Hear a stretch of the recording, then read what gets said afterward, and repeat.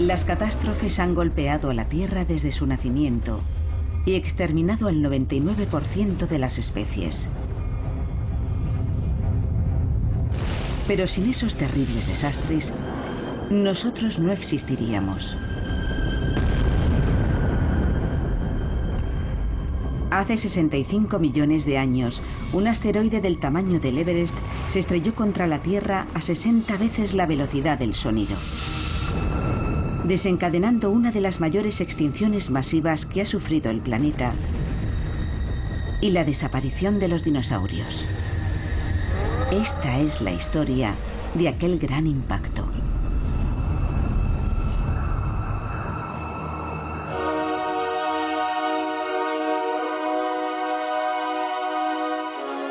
Catástrofe. Impacto cósmico. La Tierra se formó hace 4.500 millones de años. Y en ese espacio de tiempo han ocurrido muchas cosas. Es casi imposible imaginar la inmensa escala temporal de la vida de nuestro planeta. Así que vamos a comprimir la totalidad de su violenta historia en las 24 horas que dura un día. A las 0 horas se formó la Tierra. Y a las 11:38 de la noche sufrió un catastrófico impacto cósmico. Una colisión que lanzó miles de millones de toneladas de escombros al espacio e incendió el planeta, poniendo en marcha una cadena de acontecimientos que acabó con el 70% de las especies, incluidos los dinosaurios. Un evento que cambió el rumbo de la evolución y condujo directamente a la supremacía de los mamíferos y en última instancia de los humanos. Pero ¿cómo sabemos lo que ocurrió? Durante muchos años, los científicos han tratado de dibujar una imagen detallada del día que murieron los dinosaurios.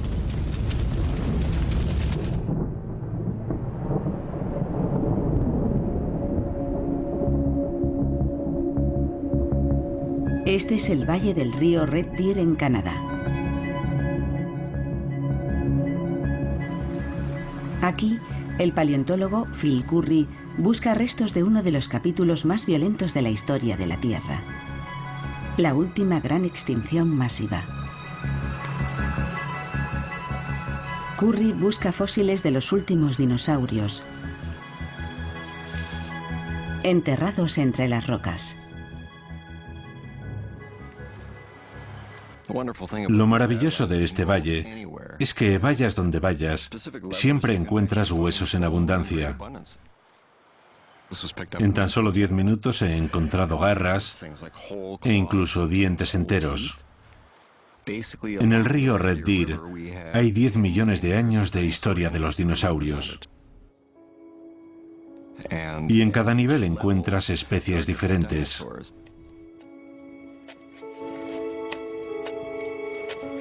Estos estratos de roca nos muestran millones de años de evolución. Cuanto más bajo está el estrato, mayor es su antigüedad. Como pueden ver, la roca está separada en capas. Aquí tenemos una de arenisca, debajo una de barro, otra de carbón, de limolita, de diferentes materiales, y están dispuestas horizontalmente, una encima de otra. Es como leer un libro empezando por la última página. Cada una de estas capas representa una página de la historia de la Tierra. Muchas de ellas ocultan pistas sobre la muerte de los dinosaurios. Hay un estrato que siempre ha intrigado a los científicos, el que marca el límite entre los periodos Cretácico y Terciario, conocido como límite KT. Esto es lo que estaba buscando, el límite Cretácico-Terciario. Pensamos que esta zona puede decirnos muchas cosas sobre la extinción de los dinosaurios, porque por debajo de este estrato encontramos dinosaurios, y por encima no hay el menor rastro. Este estrato data del mismo periodo en el que se produjo la extinción masiva que acabó con el 70% de la vida en la Tierra. Esta puede ser la pista clave que demuestre que hubo una catástrofe hace 65 millones de años. El estrato que marca el límite KT ha sido encontrado en diferentes lugares de todo el mundo. Por debajo de él hay fósiles de incontables especies, pero por encima ni rastro del 70% de ellas, incluidos los dinosaurios. Nadie podía imaginar qué había causado este exterminio hasta que empezaron a aparecer pistas en el norte de España.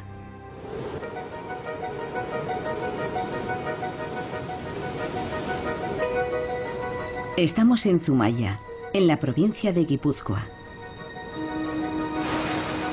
Oculto bajo estas espectaculares formaciones rocosas parece estar el rastro de lo que, según los científicos, borró a los dinosaurios de la faz de la Tierra.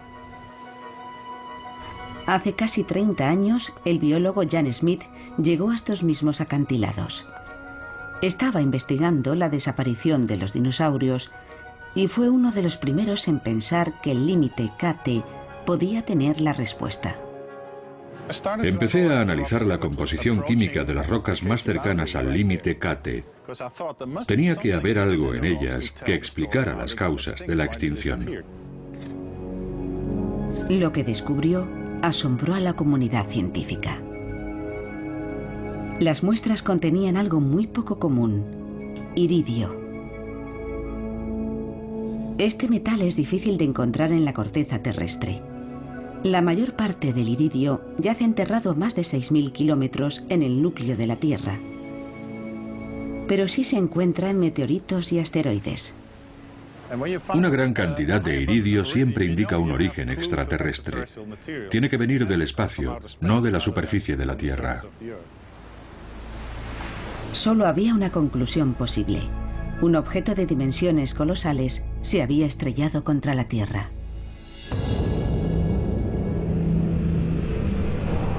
El iridio indicaba que el impacto se había producido hace 65 millones de años, en el mismo momento que marcaba el comienzo de la extinción de los dinosaurios. Para muchos científicos había aparecido el arma del delito, un enorme asteroide del espacio profundo. Pero para probarlo, tenían que encontrar la escena del crimen. La huella de la colisión. Así que iniciaron la búsqueda de un cráter de impacto por todo el globo. La amplia difusión del iridio en todo el planeta indicaba que el cráter podría haber alcanzado los 200 kilómetros de diámetro. El iridio se encuentra en el interior del meteorito. Pero cuando éste se vaporiza, el iridio se esparce por todo el mundo. Da igual donde estés, siempre encuentras la misma cantidad de iridio. No te indica dónde buscar. Los científicos sabían que se había producido una colisión de enormes proporciones. Pero encontrar el emplazamiento exacto del impacto no iba a ser fácil, tras millones de años de erosión. Solo una combinación de suerte y perseverancia podría conducirles hasta el asesino de los dinosaurios. Son las 11:38 de la noche en nuestro reloj terrestre hace 65 millones de años. El 70% de la vida ha desaparecido, incluidos los dinosaurios. El culpable parecía haber sido un asteroide, pero no existían pruebas definitivas de un impacto de la magnitud necesaria para causar tal destrucción. Reconstruir la catástrofe que había llevado a la extinción de los dinosaurios requería encontrar el cráter producido por el impacto. Dan Durda pertenece a la NASA y está especializado en los efectos de impactos cósmicos masivos. ¿Y qué mejor lugar para investigar que este? Uno de los cráteres de impacto más espectaculares del mundo. El cráter Barringer, en Arizona. El impacto que lo creó se produjo hace 50.000 años. El meteorito que se estrelló aquí no alcanzaba los 50 metros de longitud y, sin embargo, excavó un cráter de 1200 metros de diámetro y devastó un área de la extensión de Los Ángeles. Aunque insignificante en comparación con el cráter que debió crear el asteroide del Cretácico terciario, el Barringer demuestra el enorme poder de un impacto cósmico. Si un meteorito del tamaño de una casa puede hacer un cráter de este tamaño, imagínense la devastación que pudo causar el impacto de un asteroide del tamaño del Everest.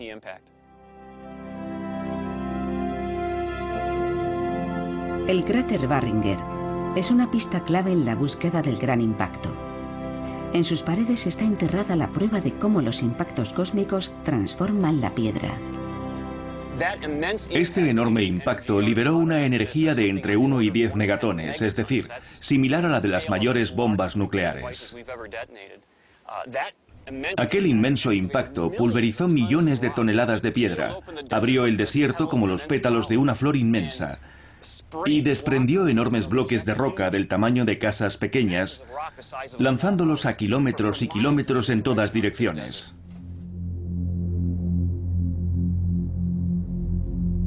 La presión y el calor generados por el impacto transformaron las rocas, pulverizándolas en diminutos granos. Un indicador de la violencia de un impacto como este se encuentra en las rocas. Esto es arenisca de coconino, una arenisca bastante sólida, formada por granos de cuarzo compactados. Cuando esta roca sufrió el impacto, se pulverizó, y los granos de cuarzo se convirtieron en un material mucho más fino, casi de la consistencia de la harina. Y esto es lo que le ocurrió a este material, que después se volvió a compactar en las paredes del cráter. El impacto lo convirtió en harina. Esta asombrosa transformación fue una pista vital en la búsqueda del impacto del gran asteroide. Y señaló a los científicos la dirección correcta. Dan Durda se dirige ahora a Trinidad, en el estado de Colorado.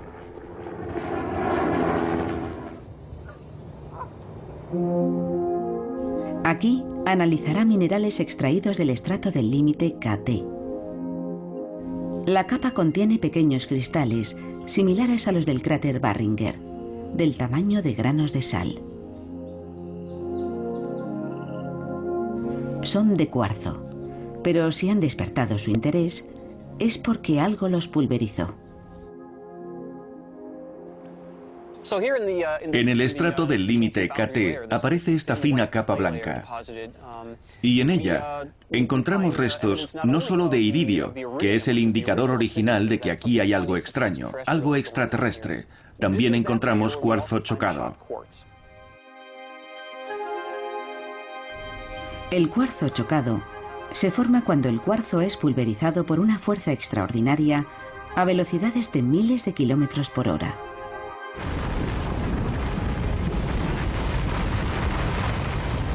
Y solo un fenómeno natural tiene la fuerza suficiente para hacer esto: el impacto de un asteroide. Estos pequeños granos parecen confirmar la enorme magnitud de la colisión y que ésta coincidió con la extinción de los dinosaurios. Pero también acercaron a los científicos al lugar del impacto. El iridio estaba uniformemente distribuido por todo el estrato del límite KT, pero no ocurría lo mismo con el cuarzo chocado. El grosor de esta capa, aquí en Colorado, es más o menos de 1 centímetro. Pero cuando avanzamos hacia el sureste, la capa se hace más gruesa, llegando a tener metros de espesor según avanzamos hacia el Caribe. Así que el aumento de la cantidad de cuarzo chocado y del grosor de la capa según avanzábamos hacia el Caribe era un buen indicador de que el impacto ocurrió en aquella región.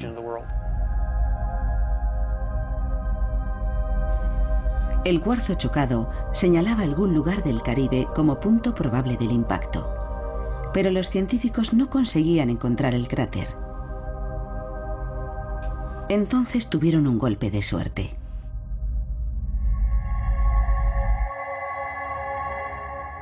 En 1978, la compañía petrolera mexicana Pemex estaba haciendo prospecciones en la península de Yucatán. Los datos geofísicos y los mapas de gravedad mostraron una forma de herradura gigante, enterrada a 1200 metros bajo el fondo marino frente a la costa mexicana. La gigantesca estructura tenía 180 kilómetros de diámetro y 19 de profundidad, y anillos exteriores de hasta 200 kilómetros de diámetro.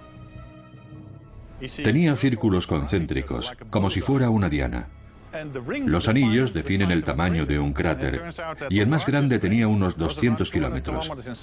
Y ese era el tamaño que, 10 años antes, habíamos calculado que debía tener el cráter. Era enorme y muy antiguo. Reunía todas las características de un cráter de impacto.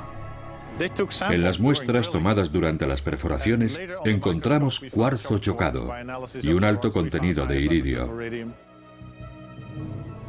El iridio y el cuarzo chocado coincidían con las muestras del estrato del límite KT.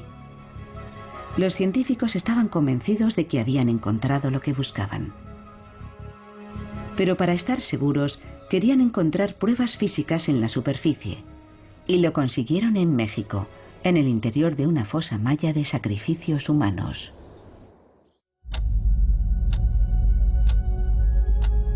Son las 11:38 en nuestro reloj de la historia, hace 65 millones de años. Un 70% de las especies que poblaban la Tierra ha desaparecido. Los científicos creen que la causa fue el impacto de un asteroide. Habían encontrado pruebas de la existencia de un inmenso cráter en la península de Yucatán, enterrado frente a la costa bajo el fondo marino.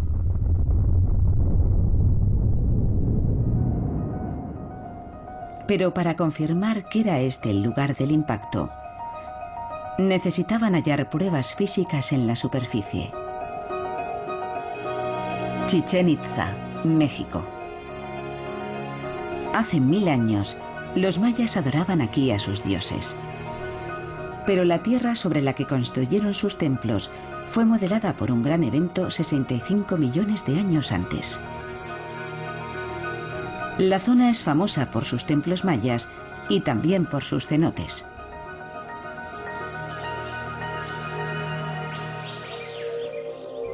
La lluvia excava la piedra caliza formando cavernas. Cuanto más grande se hace la caverna, más se debilita su techo. Finalmente se hunde formando el cenote. Para los mayas eran fosas rituales donde hacían sacrificios. Para nosotros, son indicadores que señalan el contorno de un gigantesco cráter de impacto. En 1996, la científica de la NASA, Adriana Ocampo, estableció una conexión entre el impacto y los cenotes, tras constatar que la ubicación de estos era la prueba física de la existencia del cráter. El descubrimiento fue como el desenlace de una novela policíaca, y el anillo de cenotes fue la última pieza del rompecabezas, lo que dio credibilidad a la teoría.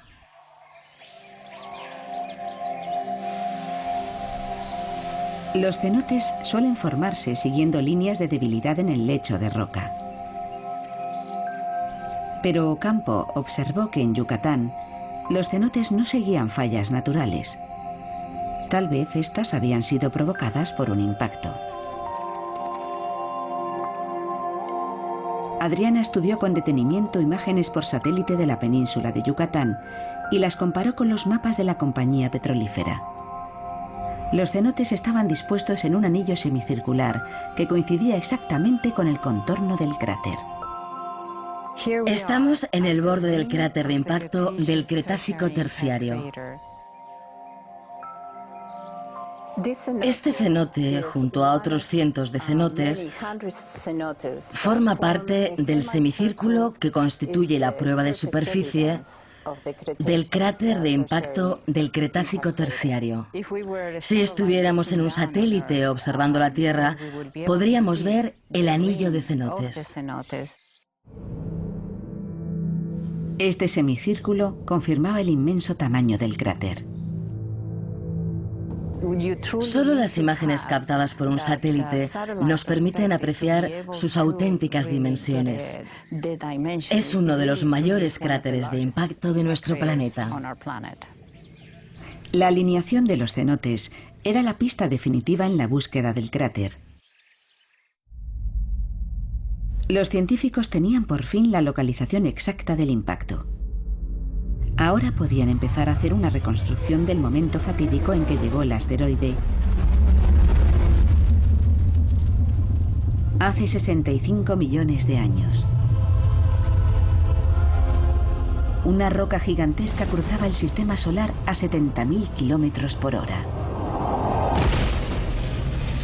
Medía 10 kilómetros de diámetro y pesaba alrededor de 1 billón de toneladas. Y avanzaba en rumbo de colisión con la Tierra. Tras irrumpir en la atmósfera, cayó sobre un mar poco profundo 20 veces más rápido que una bala.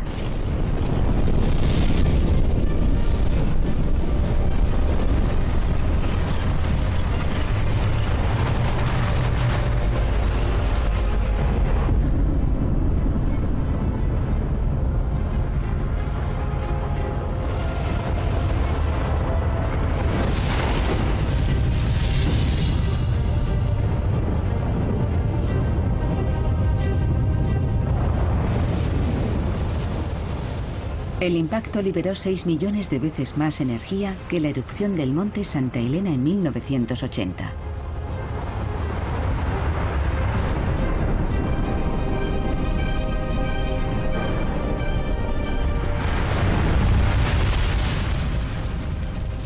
E inició un proceso destructivo que provocaría la extinción de los dinosaurios. El asteroide era tan gigantesco que cuando impactó contra la Tierra, cuando tocó por primera vez la superficie terrestre, su parte más alta aún estaba a 10.000 metros de altura. Esa es la altitud a la que vuelan los aviones comerciales. Aquel objeto tenía un tamaño descomunal.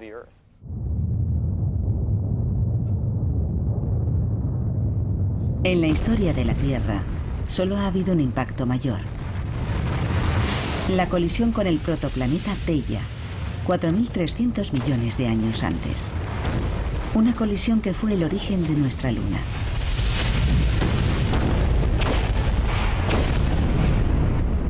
El impacto KT fue de una violencia mucho menor, pero sus efectos exterminaron a un 70% de las especies.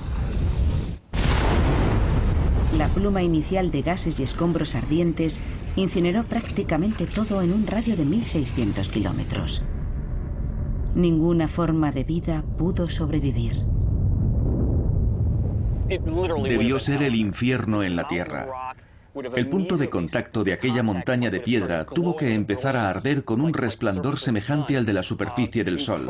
Solo el calor de aquella inmensa bola de fuego que se estaba aproximando habría incinerado nuestro cuerpo, incluso antes de que tocase el suelo.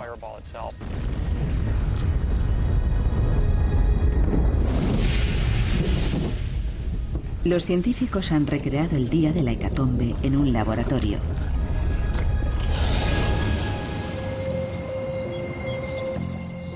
Este es el Centro de Investigación Ames de la NASA en las afueras de San Francisco. El científico Peter Schultz va a recrear el impacto de un asteroide contra una superficie acuática de poca profundidad, semejante al que nos golpeó hace 65 millones de años.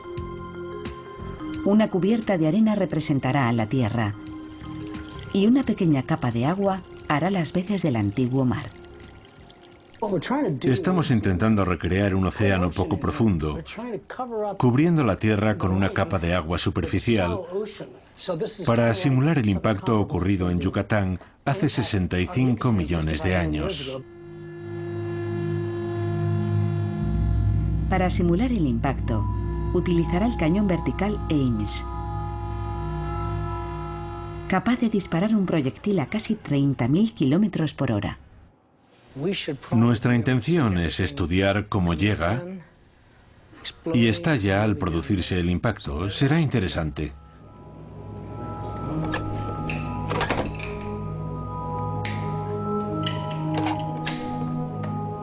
Vale, vamos a cargarlo. Schultz eleva el cañón para reproducir el ángulo de impacto más probable. A continuación, cargan el proyectil, una bola de acero que representará al asteroide.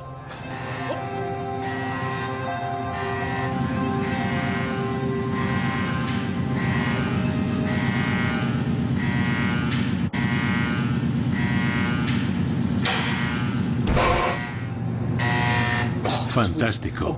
Vale. Vamos, veamos qué ha pasado. Es vital examinar el impacto con todo detalle. Todo ha ocurrido demasiado rápido para ser apreciado por el ojo humano, pero no para las cámaras de altísima velocidad.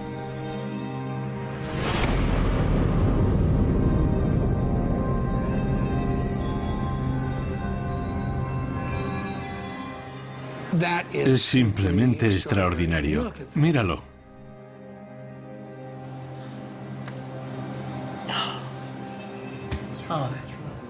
Bien, vamos a ver todo el proceso. Vamos a pasarlo muy despacio.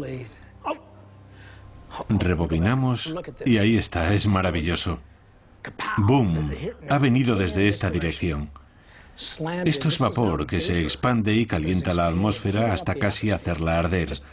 Desprende casi tanto calor como la superficie del Sol. Es muy intenso. Esta parte habría durado varios segundos. Después la energía se habría transmitido hacia abajo y el cráter habría empezado a formarse. El efecto del impacto asombra incluso a Schultz. Si nos imaginamos que esto es la Tierra y esta es nuestra atmósfera y estuviéramos volando en un avión hace 65 millones de años, estaríamos a una altura inferior al grosor de mi uña. La simulación muestra el patrón de proyección de escombros. El proyectil ha hecho saltar por los aires kilos de arena y agua. Hace 65 millones de años, el asteroide debió expulsar miles de millones de toneladas. Estamos hablando de unos 500.000 millones de toneladas. Hemos visto en el experimento que el impacto producía salpicaduras, pero imaginemos que son del tamaño de edificios e incluso más grandes, como pequeñas ciudades. El material expulsado llegó a alcanzar los 40.000 kilómetros por hora. Algunos de esos escombros debieron superar la velocidad de escape de la Tierra. Habrían ido demasiado rápido para que ésta pudiera retenerlos, e incluso podrían haber acabado en la Luna. Es posible que parte de esos materiales acabara en la Luna. Los efectos inmediatos fueron devastadores. En el punto de impacto, la temperatura alcanzó los 9.000 grados centígrados, fundiendo las rocas circundantes y lanzando proyectiles incandescentes a velocidades supersónicas. A continuación, se produjo una gigantesca onda expansiva. Vientos ardientes de 3.000 kilómetros por hora incineraron todo a su paso. Era el infierno en la Tierra. Y sus habitantes no tenían dónde esconderse.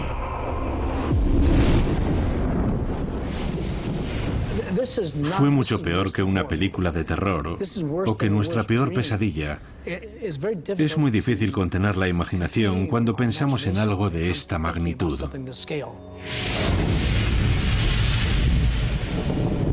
El impacto inicial había pasado, pero sus consecuencias acababan de empezar. El asteroide había caído en el mar, provocando un inmenso maremoto, uno de los mayores que ha visto la Tierra.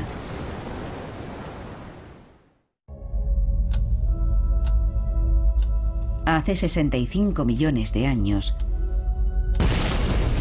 un gigantesco asteroide se estrelló contra la Tierra.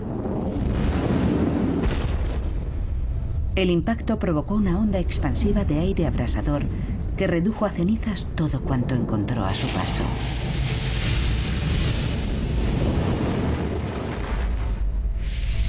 Pero esto no era más que el principio. El asteroide cayó sobre el mar, generando un tsunami gigante. La recreación de Peter Schultz muestra en miniatura lo que sucedió a continuación.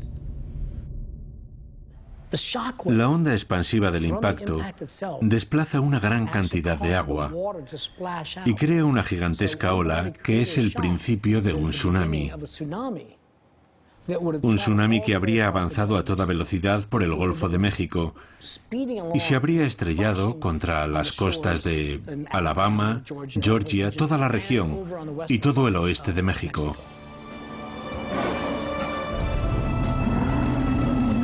El tsunami de 2004 alcanzó los 10 metros de altura.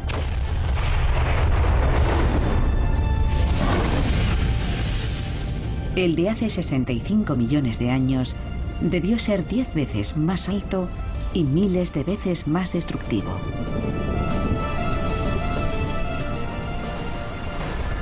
Una muralla de agua de 100 metros de altura partió de la zona de impacto a cientos de kilómetros por hora. Primero había sido una inmensa bola de fuego. Después una onda expansiva. Y ahora un mega tsunami. Nada pudo sobrevivir en miles de kilómetros a la redonda. Pero muy lejos de su radio de alcance, literalmente al otro lado de la Tierra, los dinosaurios se extinguieron. Algo no encajaba. A menos que las consecuencias del impacto hubieran tenido un alcance aún mayor del esperado.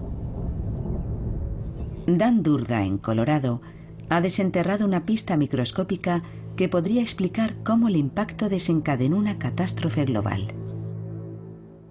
En este estrato, además del iridio y el cuarzo chocado, también hay pequeñas partículas de hollín, incluso de carbonilla, y este hollín está presente en todo el estrato y en todo el planeta. Si pensamos en la cantidad total de hollín que se encuentra en el límite KT en todo el mundo, estaríamos hablando de unos 70.000 millones de toneladas.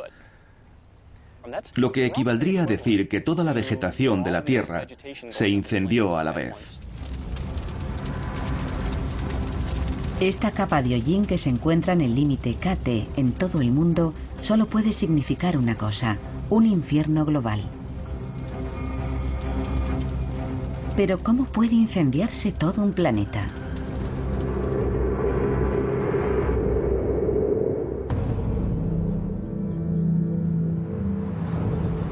Los Álamos, Nuevo México. En este lugar, donde nació la bomba atómica, la científica Kathy Plesko estudia hoy una explosión mucho mayor. Aquí, en la División de Física Aplicada, Plesko y su equipo utilizan superordenadores para estudiar cómo un impacto cósmico pudo incendiar todo un planeta. Su simulación muestra por primera vez cómo la Tierra estalló en llamas. El impacto lanzó por los aires más de 500.000 millones de toneladas de escombros. Gran parte llega a las capas superiores de la atmósfera e incluso llega a orbitar en el espacio brevemente, para después caer a la superficie de la Tierra en otros lugares. Los escombros volvieron a entrar en la atmósfera y al volver a caer, como ocurre cuando vemos una lluvia de estrellas, comenzaron a calentarse a causa de la enorme fricción. Pero eran tan numerosos que debieron calentar toda la atmósfera, provocando incendios en los bosques por combustión espontánea en la cara opuesta del globo. 4 horas después del impacto, miles de millones de toneladas de escombros incandescentes llovieron sobre la Tierra, cubriendo el planeta de rocas ardientes y quemándolo todo. El mundo entero ardió en llamas. Lejos de la zona de impacto, muchos de los animales que habían sobrevivido a la onda expansiva murieron incinerados.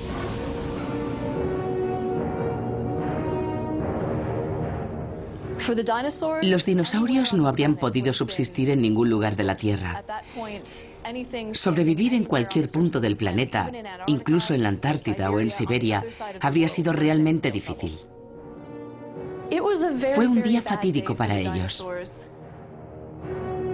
A pesar de todo, Algunos dinosaurios encontraron refugio y sobrevivieron al tsunami y a los incendios. Pero sus días también estaban contados. El asteroide podía haber impactado en muchos lugares, pero eligió el peor posible.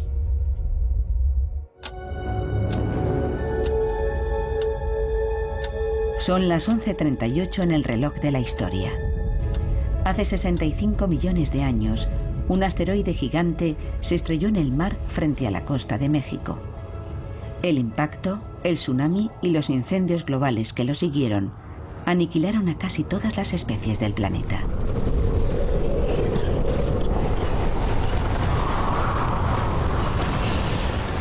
Unos pocos animales consiguieron sobrevivir, pero ahora tenían que enfrentarse a una amenaza aún mayor: un repentino y mortífero cambio climático.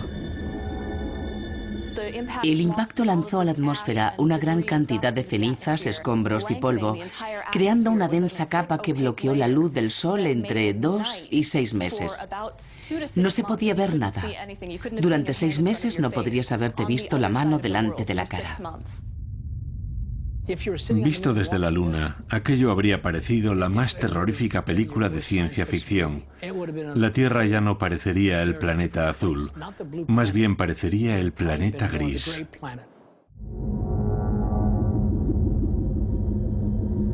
El polvo y las cenizas ocultaron el sol. Las temperaturas se desplomaron y descendieron aún más a causa de la ubicación del impacto. En ningún otro lugar podría haber hecho más daño que en la península de Yucatán. Aquella zona contenía muchos minerales con un alto contenido en azufre, lo que produjo un efecto más prolongado sobre el clima global y el envenenamiento de las zonas circundantes. El impacto generó un calor increíble, vaporizando rocas y lanzando al aire enormes cantidades de dióxido de azufre.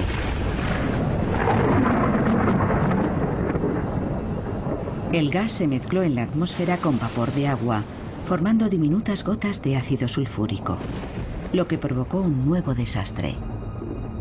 Aquellas gotas, altamente reflectantes, impidieron que la luz y el calor del sol llegaran a la Tierra e hicieron desplomarse las temperaturas. Al principio, todo aquel polvo subió a la atmósfera y bloqueó la luz del sol. Más tarde volvió a caer debido a su mayor densidad, pero el dióxido de azufre permaneció en las capas superiores, reflejando la luz del sol y enfriando el planeta, lo que prolongó aquel terrible invierno alrededor de un par de años. Las temperaturas descendieron unos 5 grados centígrados.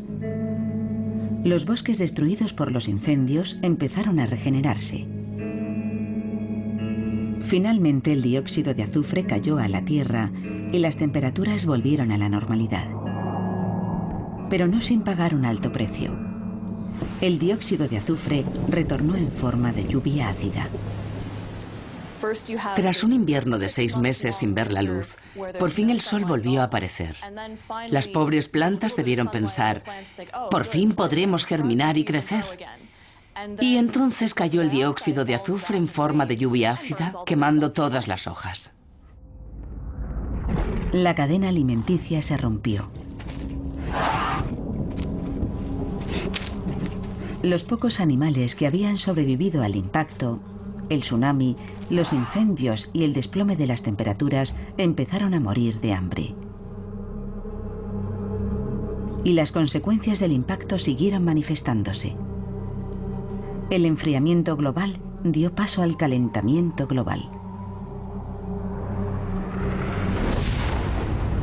Las rocas que pulverizó el asteroide, además de azufre, contenían dióxido de carbono. Y vaporizadas por el impacto, liberaron miles de millones de toneladas de este gas de efecto invernadero, el equivalente a 3000 años de las emisiones actuales de combustibles fósiles. El dióxido de carbono fue el último efecto del impacto, un efecto que se prolongó durante siglos, calentando el planeta en lugar de enfriarlo. El clima se recalentó y no volvió a recuperar los valores normales hasta varios siglos después del impacto. Los efectos del exceso de CO2 fueron devastadores. Las temperaturas se elevaron 10 grados centígrados durante los 100 años siguientes. Un calentamiento global acelerado.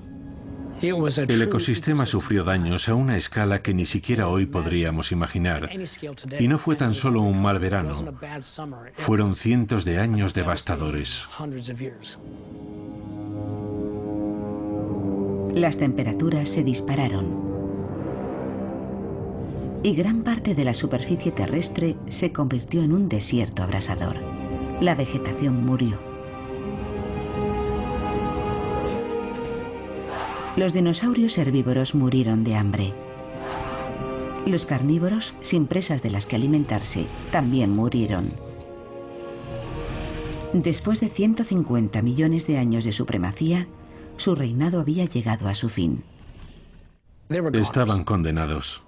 Durante mucho tiempo dominaron la Tierra, pero no pudieron luchar contra algo tan grande.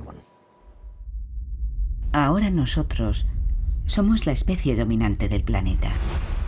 ¿Pero podríamos sobrevivir a un desastre de tal magnitud? Si ocurriera hoy algo tan terrible, solo sobreviviría una pequeña parte de nuestro mundo. La mayor parte de Norteamérica desaparecería. Y los escombros lanzados a la atmósfera terminarían por afectarnos a todos. Por no hablar del brusco cambio climático, que podría pasar de un calentamiento increíble a un enfriamiento extremo y al que nos sería casi imposible adaptarnos. Sería un periodo muy largo de lucha por la supervivencia. Pero podría volver a ocurrir, o quizá fue algo excepcional. Por supuesto que volverá a ocurrir. Estamos hablando de procesos naturales y los impactos se producen de vez en cuando. Uno tan grande debería ocurrir una vez cada 100 millones de años. Impactos tan gigantescos son poco frecuentes. Es posible que pasen otros 35 millones de años antes de que ocurra algo parecido. Pero los impactos menores no son tan inusuales.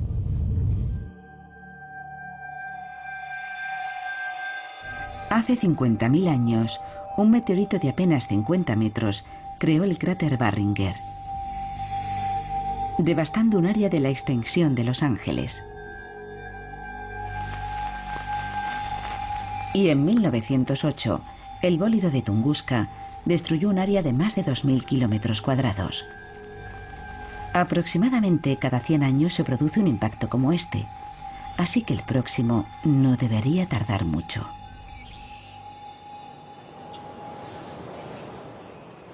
El impacto KT aniquiló a un 70% de las especies de la Tierra. Pero a pesar de tanta destrucción, la vida siguió adelante. Unas pocas especies sobrevivieron y prosperaron, y finalmente evolucionaron hasta llegar a nosotros. Hace 65 millones de años, un asteroide se estrelló contra la Tierra, poniendo en marcha una cadena de acontecimientos que acabó con el 70% de las especies, incluidos los dinosaurios.